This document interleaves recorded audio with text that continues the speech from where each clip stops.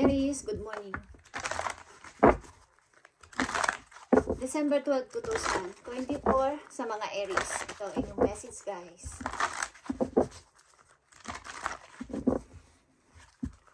Message galing sa inyong mga mahal sa buhay na pumanaw na, guys. Ito ang unang message para sa inyo, Aries.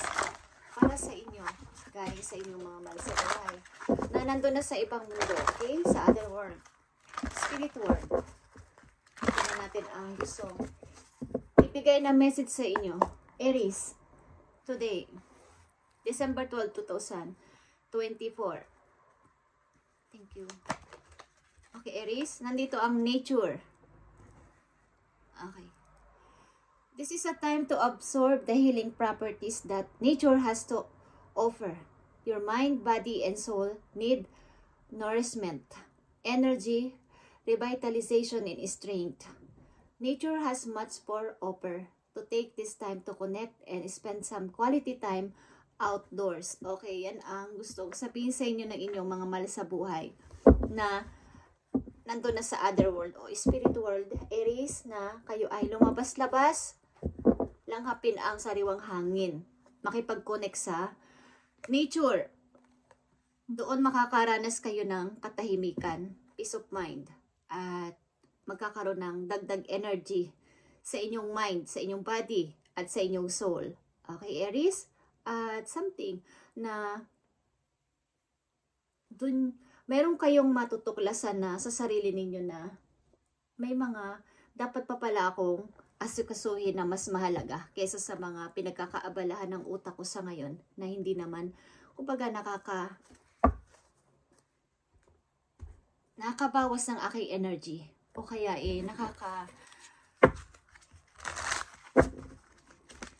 nakaka-distract sa akin. Okay. Magkakaroon kayo ng kaalaman. Yan ang gusto sabihin sa inyo ng mga tao na lumisan na ng literal sa inyo. At mahal na mahal nyo nung buhay pa sila. O mahal na mahal din kayo nung buhay pa sila. Yung ilan sa inyo madalas makakita ng paru-paro maybe. Ito ay may message na hatid sa inyo, guys, na maaaring hindi nyo lang napapansin. But isa ito sa mga nagpapadala ng message sa inyo. Aries, tingnan natin ang inyong message ngayon, December 12, 2024. Makipag-connect kayo sa nature, guys. Hindi masama yun.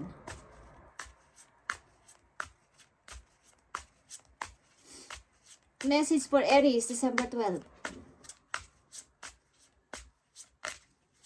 I need 3 messages dito sa mga Aries. December 12.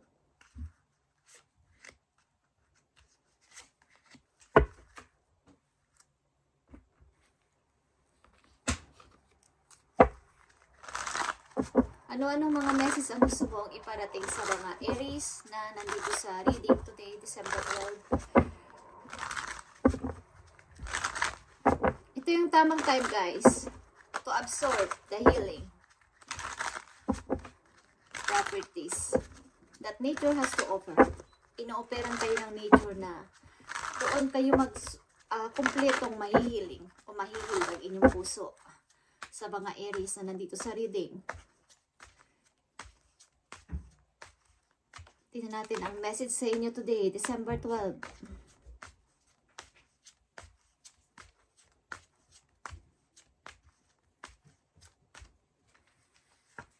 Aries.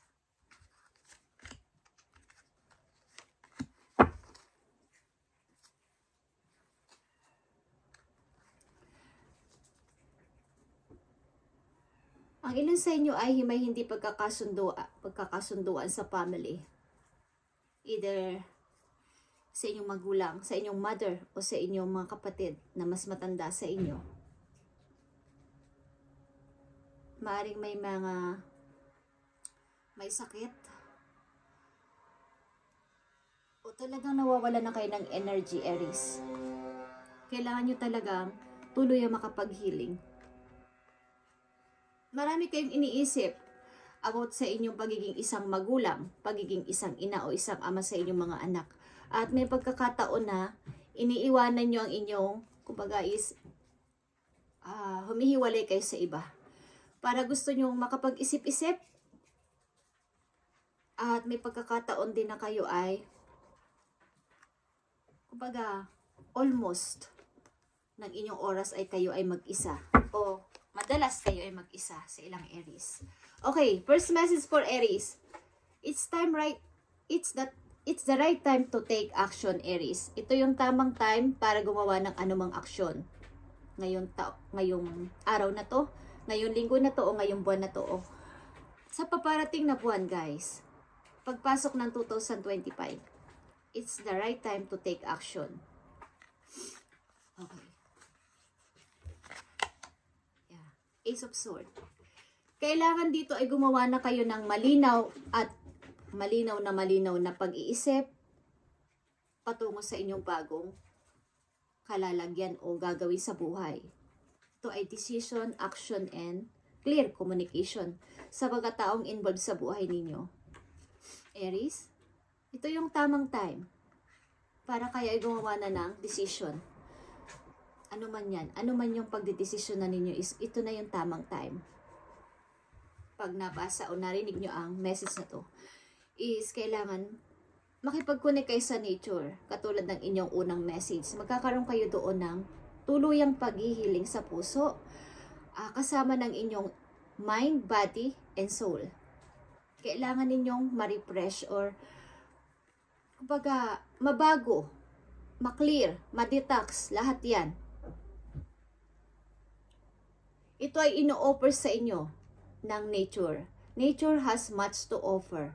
So take this time to connect and spend some quality time outdoors. Please, Aries. Okay, sa mga Aries na nakataktang bigyan ng message ngayon is hinihiling ng inyong mga guides na kayo ay lumabas-labas at itry nyo guys, kausapin ang nature. Pag nasa tahimik kayong lugar, kung gusto nyo umiyak, umiyak kayo. Ilabas nyo ang lahat ng sama ng loob ninyo, ang mga tanong ninyo, sabihin ninyo kay God, kay universe, sa nature, nakikinig sila, Aries. Hindi man kayo maniwala, is totoo ito, guys. Every time na aalis kayo ng bahay, kasama natin sila sa labas, ang mga animals, maliliit na insekto, mga dinadaanan yung bundok, puno, o ano man yan, ilog, dagat, yan ay konektado sa ating buhay. May mga nagbabantay sa kanila. Kung naniniwala kayo doon o hindi, wala akong magagawa. Pero totoo yan guys. May mga nakikinig na hindi nyo nakikita na mga good energy, good element. At susubaybayan kayo. Bibigyan ng kaganapan ng inyong mga prayers diyan sa inyong puso, mga tanong. Okay? It's time. Ito na yung tamang time to take action, Aries. Titingnan natin yan mamaya. Second message. It's in the future. It's in the future. Ito. Something. It's in the future. Maaring sa isang buwan, sa isang taon, o sa next month, is kayo ay ikakasal kasi. Kayo ay magbibuild something. Ikakasal man kayo o mayroong kayong ibibuild. Maaaring bibili kayo ng bahay. Maaaring kayo lilipat ng bagong apartment o bahay with family. Or something na may i-build kayo negosyo. Guys, kailangan ay clear ang inyong mind, ang inyong body, ang inyong soul. Kaya kayo ay hinihikayat na makipag-connect sa nature. Dahil inihahanda kayo ni universe, ni God, sa paparating nyong magandang kinabukasan sa mga Aries na nandito. I feel sad sa puso ko habang sinasabi ko to sa inyo. Sa mga Aries na nandito sa reading, nararamdaman ko na gusto nyong umiyak. Ang bigat-bigat ng puso ninyo, okay? Inihahanda kayo ni God, ni universe, sa paparating na magagandang event sa buhay ninyo. Aries, okay? Third message, January. Maaring next month, like I said, January 15. January 15, okay. Or may pinanganak na involved sa buhay ninyo nung January 15. or mangyayari ito sa January 15, guys. Meron ditong parang fireworks. Okay? Something, celebration ito. Nakikita nyo itong January 15, Three of Swords. Pakawalan mo na yung sakit sa puso mo. Tanggalin mo na yan, yung mga spade na yan, yung mga espada na yan, mga sword na yan, na nandiyan sa puso mo at tuluyan mo nang pakawalan. Ihil mo ang puso mo. Gamutin mo. Okay? Aries.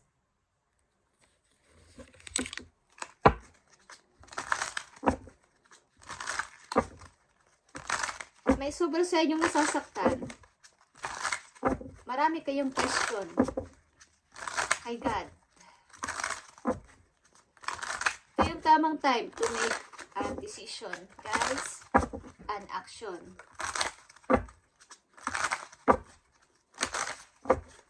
Tuluyan nyo ng pagalingin yung puso ninyo. Maaaring kayo ay January 15 may nangyari, o January 15 tuloy-tuloy na kayong mag-i-healing, guys.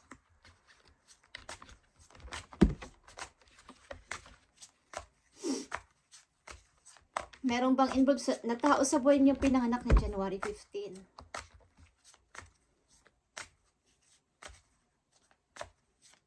Kayo ay nasasaktan sa mga Aries na nandito sa reading. Ang sakit. Okay. Message for Aries.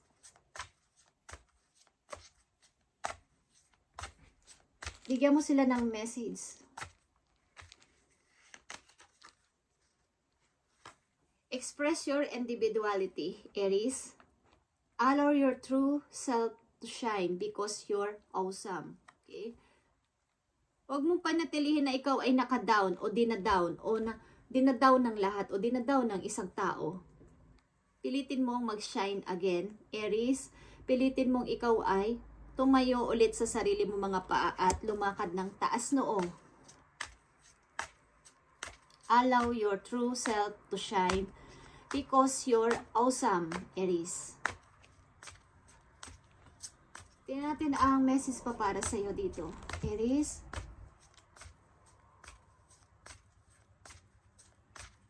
Kayo ay magbi-build something.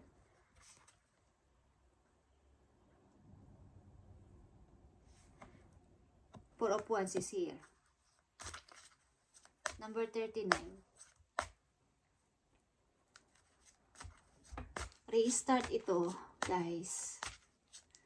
Message pa for Aries. Tingnan natin, guys. Assertiveness, Aries. Assertiveness is stand up your beliefs and only say yes if you really want to. Okay.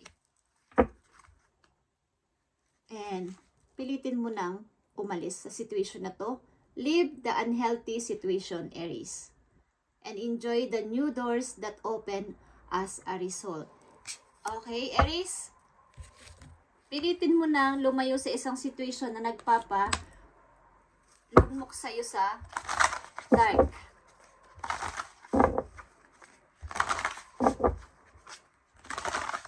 Kailangang makapaggawa ka na ng desisyon o makapaggawa ka na ng aksyon. It's the right time to take action, Aries. Kung ano man yan. Para sa iyong happiness, Aries. Leave the unhealthy situation. Ano bang situation na unhealthy sa palagay ninyo?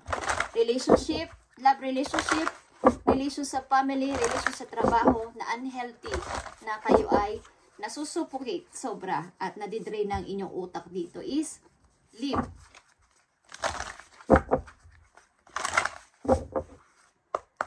Message for Aries, bigyan mo sila ng message today, December 12, 2024. Bigyan mo sila ng message. Thank you. Nakita nyo tong number 12 is expectations.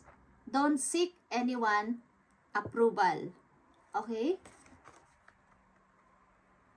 Huwag mong hintayin o tanungin pa ang mga taong kakilala mo involved sa buhay mo na sa dapat mong gawin, sa dapat na kunwari dapat mong suotin, dapat mong gupit ng buhok, dapat mong style, o dapat mong pagdesisyonan. kailangan ikaw mismo sa sarili mo. Don't seek anyone's approval.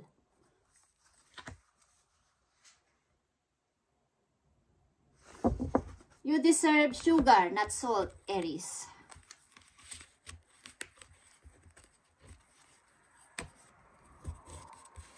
Nakikita ko mga Aries na nandito sa reading ay nakokontrol ng kung sino man at kung sino man ang kumukontrol sa inyo. Tuwan-tuwa siya, guys. Okay? Maaring ito ay nakokontrol kayo ng inyong isip. Nakokontrol kayo dahil sa situation.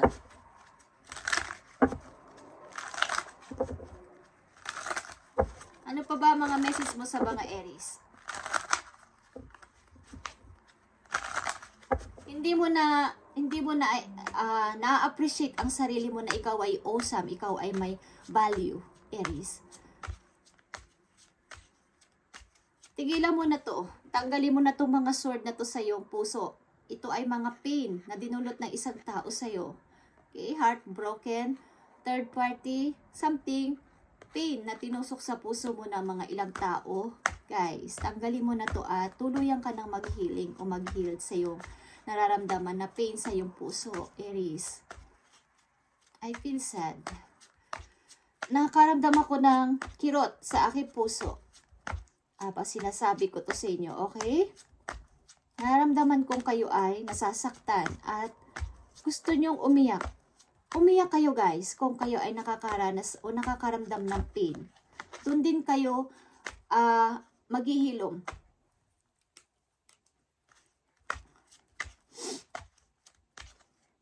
Ilabas nyo yung sama ng loob ninyo. Hindi sa pamamaraan kayo ay magwawala o sasalita ng masasakit. Like I said, kayo ay lumabas-labas at makipag-connect sa nature. Sa tahimik na lugar. Okay? Kausapin nyo si God, si universe. Umiyak kayo sa Kanya. Sabihin nyo ang sama ng loob nyo, ang inyong hinihiling, ang inyong pain sa puso ninyo. At nakakaramdam kayo ng paghaplos ni God sa inyong puso. Okay? Yayakapin niya kayo. Bibigyan niya kayo ng kapahingahan. Okay, Aries? Tingnan natin ang message pa for you.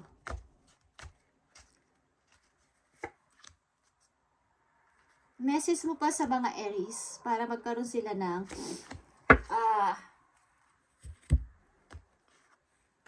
nakita nyo ang 9 of Pentacles, Ace of Pentacles, and 7 of Swords. Yeah, guys. Pilitin nyo nang makabangon dito, guys, sapagkat may mga magagandang naghihintay sa inyo. 9 of Pentacles and Ace of Pentacles.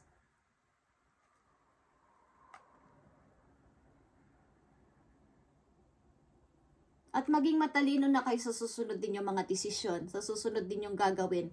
Huwag na kayo magtitiwala sa mga tao na kayo ay, sa mga grupo na mga tao na kayo ay sasali o makikihalupilo. Tigilan nyo ang pagbibigay ng mga information, private information about sa iyo sarili. Dahil sila din ang magpapabagsak sa inyo sa bandang huli. Kay Aries, huwag kayong basta-basta magbibitaw ng mga mahalagang bagay o mahalagang information sa inyong buhay. Lalo na sa mga online chat, online group. Dapat ikaw ay magpaka-mystery. Huwag kang basta-basta magtitiwala. Lalo na sa money. Aries, okay, just saying, ito yung nakikita ko. Aries, tingnan pa natin ang dalawang message dito. Bigay mo ang tamang message sa mga Aries today. December 12, 2024.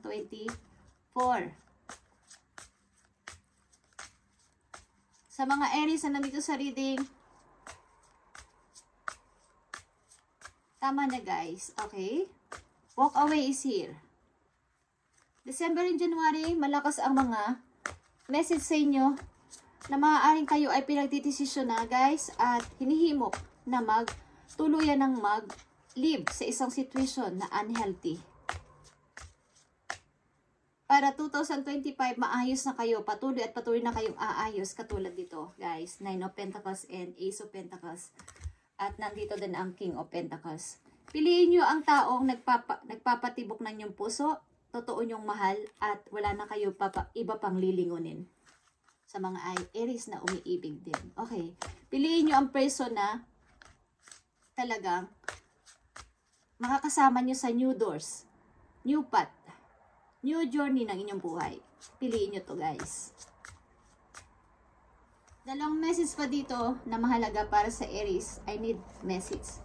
Thank you, Spirit. Nakikita nyo to, indecisions is causing delays. The more na kayo ay nahihirapang mag-decide at hindi kayo makapag-decision, delays ang mga darating na blessing, delays ang mga darating nyong hinihiling, because ang kailangan dito ay decision nyo and action, Aries. Sometime in the future. And by the end of the month. Okay? By the end of the month, kailangan kayo ay maging active ng inyong isip, maging clear na. Guys, sometime in the future. At nandito ang it's the future. At nandito ang it's the right time to take action by the end of the month. Okay.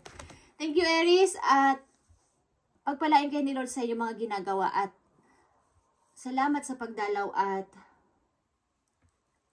pakikinig sa video, guys. At sana kahit konting porsyento lang ng sinasabi sa inyo dito ng inyong mga guides ay inyong sundin, guys. Okay? Kahit maliit lang na porsyento ay makakatulong ito sa inyong paghihiling at sa pag-forward patungo sa future nyo, guys. Okay? It's the right time to take action. It's the future, guys. By the end of the month, kailangan ay tuluyan nyo ng i-clear ang inyong mind at makapaghilom na dito ng tuloy-tuloy. Sino man ang nanakit sa puso ninyo, tanggalin nyo na tong sword na to na nakatusok sa inyong heart. At palitan ito. Gamutin ninyo ang inyong puso, guys, sa pamagitan ng pakikipag-connect sa nature.